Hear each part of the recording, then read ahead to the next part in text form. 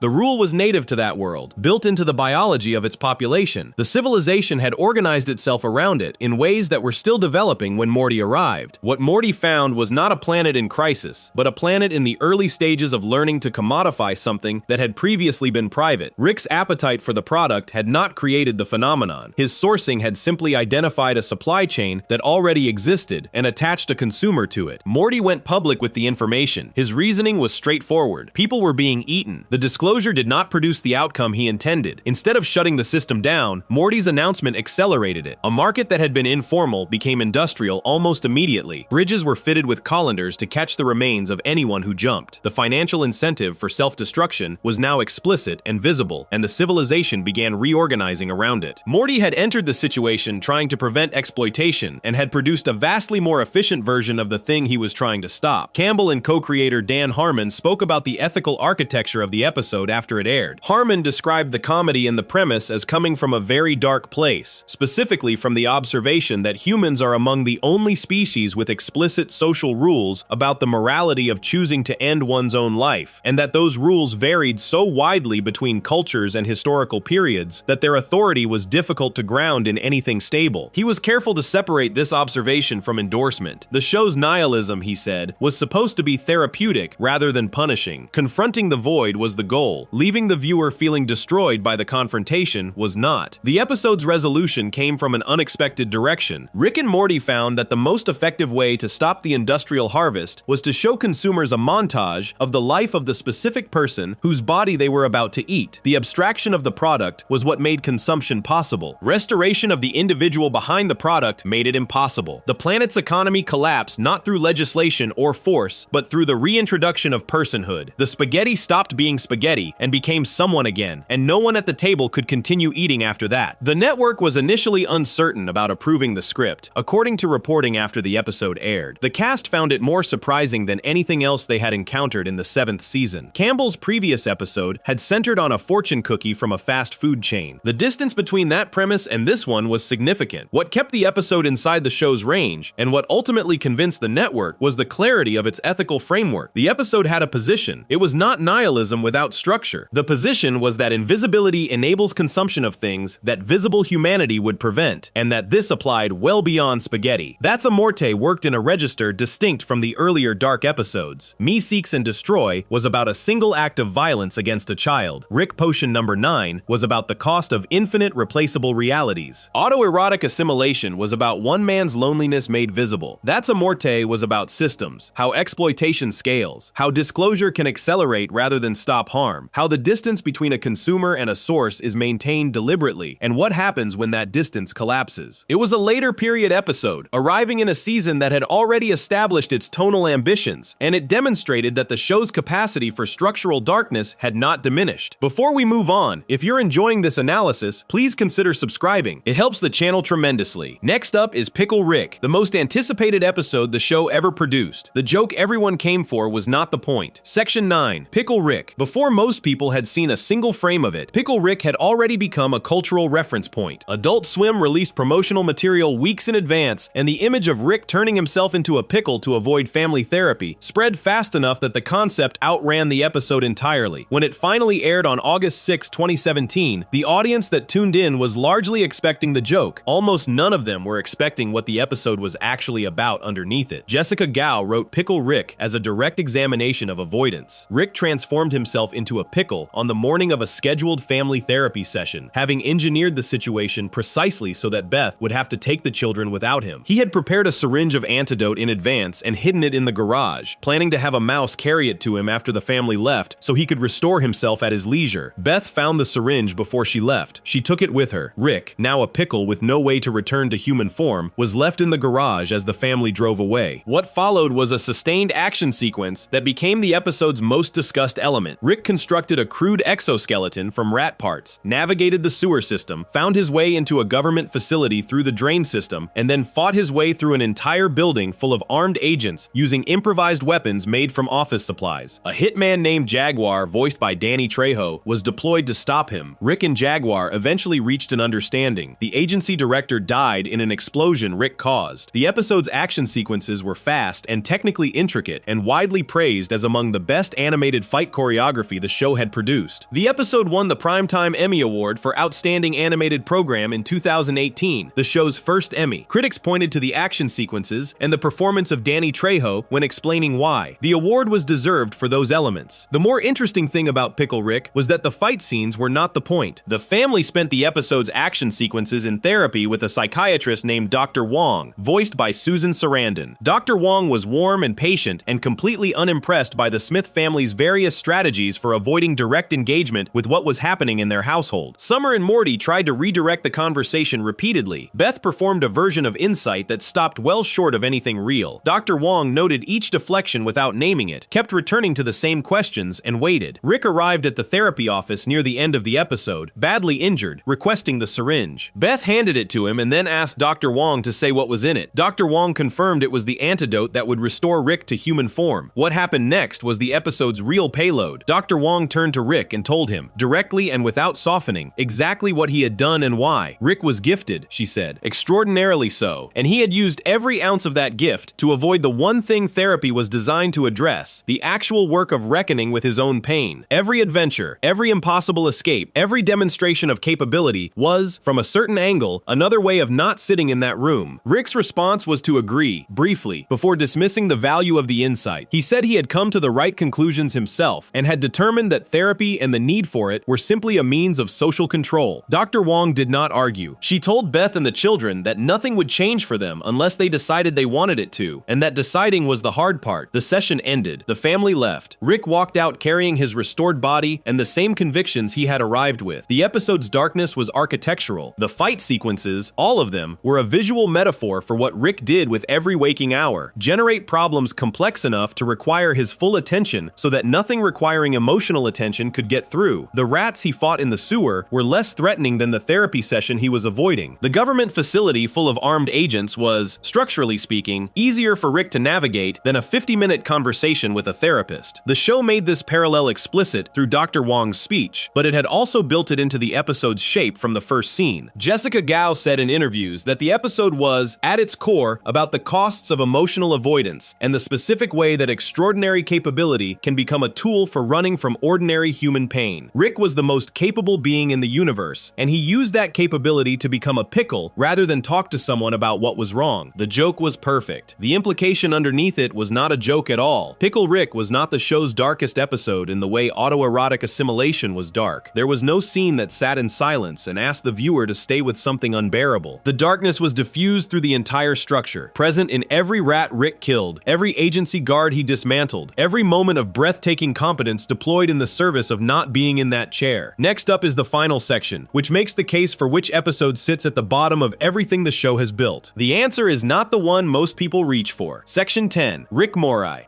Rick Morai Jack aired as the season finale immediately following an episode in which Rick had abandoned Morty entirely to live with crows. The premise was ridiculous in a way that felt deliberate. The episode that followed it was the show at its most structurally damaging, and it arrived quietly, without the kind of advance attention that had surrounded episodes like Pickle Rick or the season 3 premiere. Morty, appearing noticeably older than usual, tracked Rick down and asked him to come home. Rick refused. Morty, having no other path available, plugged himself into a brain scan of Rick's stored memories and watched them play back. The show had been placing pieces of Rick's origin story across 5 seasons without committing to a full account. Season 3's premiere had shown a memory of Rick's wife Diane and his daughter Beth being killed in their garage by a Rick from another dimension, but Rick subsequently insisted insisted the memory was fabricated, something invented on the spot to manipulate the people interrogating him. The ambiguity held for 2 more seasons. Rick Mirai Jack resolved it. The memory was real. Another Rick, a version of himself from a different dimension, had visited Rick C-137's life when Rick was still an ordinary man with a family and had come to recruit him into multiversal travel. Rick C-137 refused. He had a wife. He had a daughter. He was, by the evidence the montage provided, content in a way the audience had never seen him and had been given no particular reason to believe he was capable of. The visiting Rick departed. Then he dropped a bomb into Rick's garage. Diane died. Beth died. The man who became Rick C-137 was left in the wreckage of the only life he had chosen to want. What followed in the montage was rendered without dialogue, styled after the visual grammar of films like Blade Runner, a long sequence showing Rick traveling across dimensions in the years immediately after the bombing. He built his own portal gun from scratch, the same technology the visiting Rick had offered him, and spent what appeared to be decades hunting the specific Rick responsible. He killed many Ricks in the process. He never found the right one. The Citadel of Ricks, the organization of alternate Ricks that had served as institutional backdrop for several earlier episodes, was something Rick C-137 built and then abandoned after it failed to produce the one version of himself he was actually looking for. He was not a founder committed to a collective cause. He was a grieving man using organizational infrastructure as a search tool for a specific killer. Eventually, the search ended without resolution. Rick stopped looking. He found a dimension where a version of Beth was alive and Diane had already died of natural causes, a dimension where the absence he carried would match the absence already present in that household. He crashed a flying saucer into that family's garage and moved in. The Beth he spent the rest of his life near was not his original daughter. She was a close approximation of someone he had lost so long ago that the distinction had become easier not to examine. Jeff Loveness spoke about the episode in terms of the shame Rick carried about his own origin. The backstory was embarrassing to Rick, Loveness said, not because it was monstrous, but because it was so plainly human. The entire architecture of Rick's personality had been built on top of a loss that was ordinary in its shape.